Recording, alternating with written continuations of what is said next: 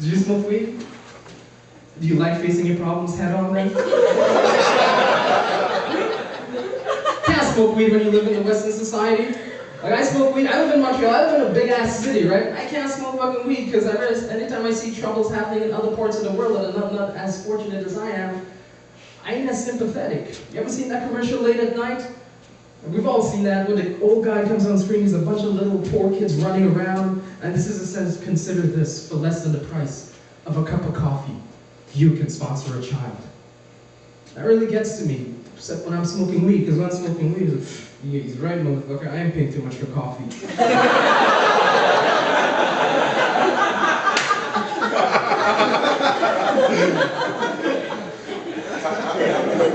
Why is Starbucks charging me child sponsoring prices?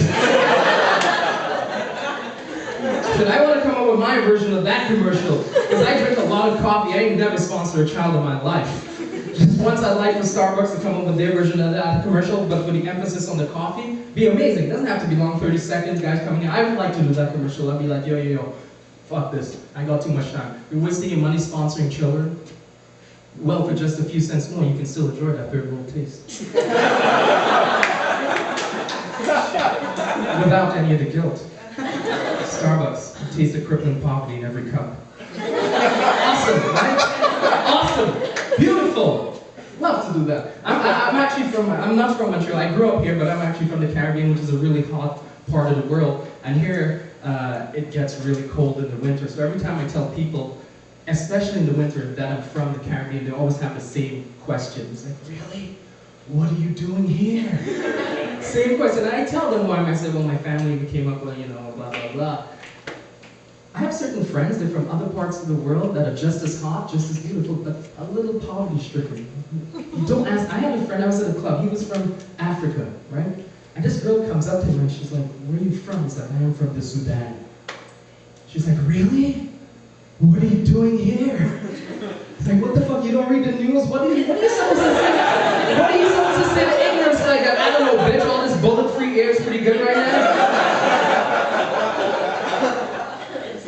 Every time you hear about Africa, shit is always going down like Uganda. Ugandan government, if you read New York Times recently, the government wants to make being gay illegal, punishable by death. I was like, gee, you heard that story? I was like, what the fuck? I live in a free and democratic society. I'm like, fuck that, man. You gotta, like, why are you gonna punish people for being different, right?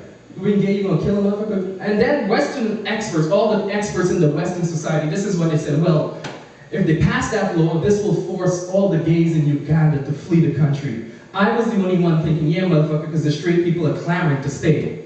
They're just dying to stay, those straight people, right? There's a group of people, other minorities in Uganda, that would love to flee Uganda. They're called Ugandans.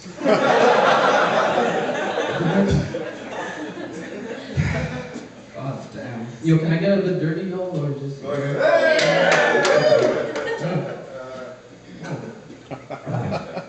So here's the type of porn I like. Listen, this one's for you. I like the threesome kind, right? And here's why. No, wait, okay, here's the thing. There are two types of threesomes, right? There's the one with the two guys, one girl, the one with the two girls, one guy. Personally, I like the two girls. Unlike you, I like the two girls, one guy. That's what I live. I like two girls, one guy. It's very scientific. I'm gonna break it down. I'm gonna explain it. It's real simple. In the threesome with two girls, one guy, any one of the three can leave the room at any point for a sip of water and it'll still be fucking hot. In a threesome with two guys, one girl, that girl better not leave that fucking room. It's real awkward. Real fucking awkward.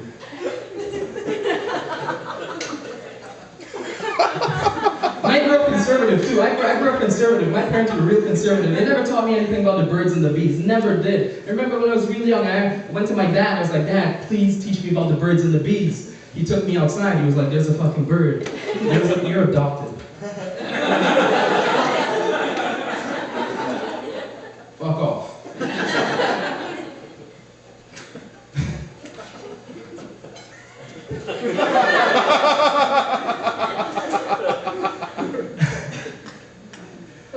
So I grew up watching regular, normal porn, right? One guy, one girl.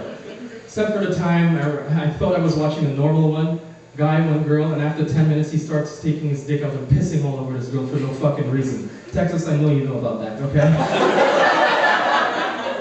Or pissing all over for no fucking reason. You question your morality at that point. I did. I was like, why the fuck is he pissing on that girl? Why is she letting that happen? Why am I still stroking myself? All these questions.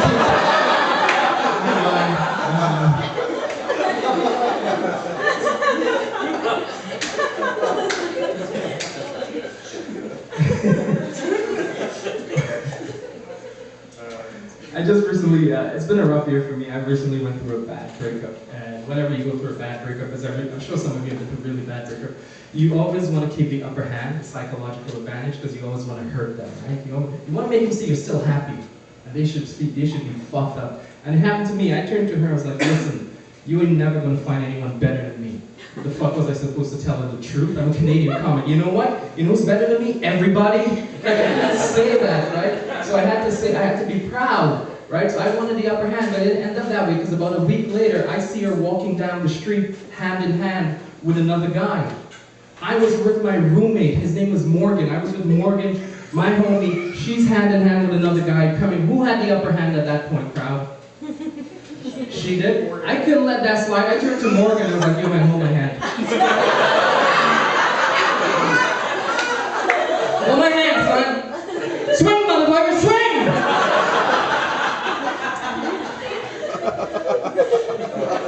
We met up. It was awesome, because she looked confused. She was like, Kris, this is my brother. I'm like, this is my boyfriend, bitch! She's like, I thought that was your roommate. No, unlike our relationship, this one evolved. Let's go suck something.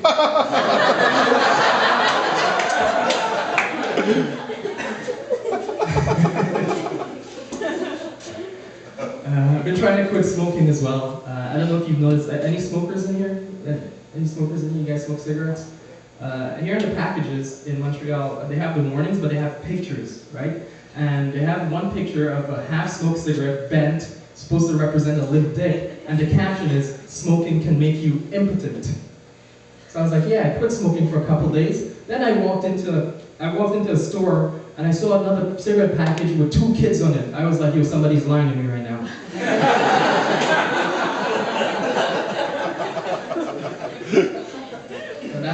That don't make sense, because if I ever have kids and they come up to me and they're like, Daddy, please stop smoking, you're poisoning us, I'd be like, motherfucker, you ain't even supposed to be here right now.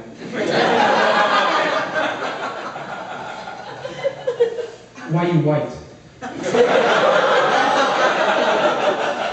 want to talk to your mom about this.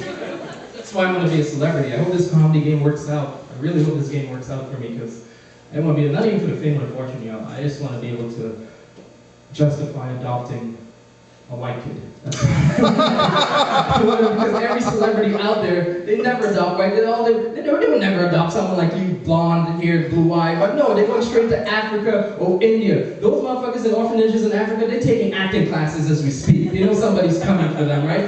Fuck that. I'm going straight to Stockholm, Sweden, adopting a blue-eyed, blonde-haired little boy. Name him Lars or Sven. You know what? Fuck it. I'm gonna fuck his life up. I'm gonna name him Kumar. Fuck it. Name him Kumar. That way we could teach each other equally. I'd be like, ha ha ha, motherfucker, your name's Kumar. He'd be like, ha ha ha, daddy, but I'm still white. It'd be awesome. It'd be so dope. Oh my god. Oh, fuck. I went to the bookstore and I picked up, I was browsing the magazine section, and there's this, I don't know if you know this, is a copy of Cosmo magazine, which I hate, but I just saw the front cover, and it's the worst thing ever. It's like, it was 10 ways to find his secret pleasure spot. 10 ways to find his secret pleasure spot. Really, ladies? 10 ways? I'm gonna tell you something, right? Between me, you, and Texas here. Alright, I'm gonna tell you. You don't need 10 ways to find a secret pleasure spot, because we don't have secret pleasure spots. We just have pleasure spots. We were never trying to keep that a secret from anybody. You don't need 10 ways. We never tried to hide. Look, I'm gonna be real with y'all. My personal pleasure spot just happens to be my balls, but if a girl's going down on me, I'll never be like, that was a secret. How'd you find out about that? Did you read Cosmo? Never be, and even if we did have secret pleasure spots, we don't give a fuck if you never found it. As long as you take care of the obvious pleasure spots. Okay, take care of the obvious ones, alright? I know because I've never been chilling with my boys over breakfast, right? And been like, guys, last night was amazing with her. But you know that spot at the base of my neck right here? That secret pleasure spot I keep telling you guys about? Man, she couldn't find it yet again. She couldn't, oh, you know what she did? It kept annoying me. All she did was suck my dick all night long. And you know how annoying that is?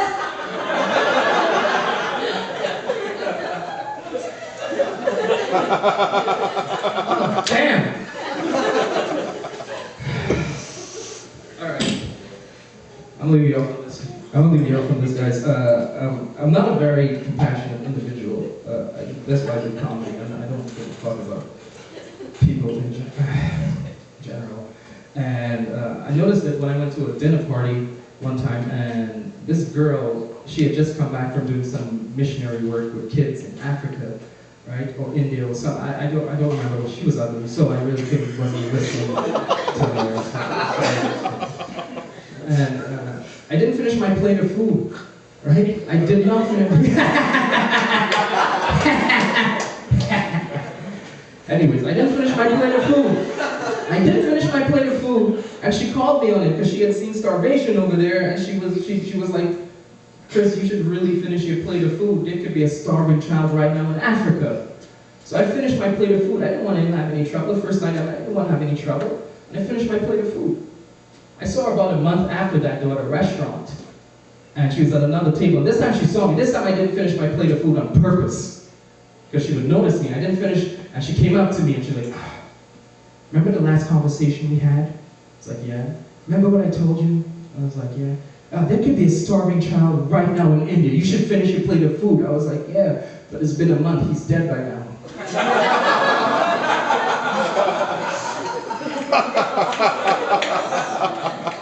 I'll be alright. Is there dessert? Alright, that's my time. I'm Kris Dulgar.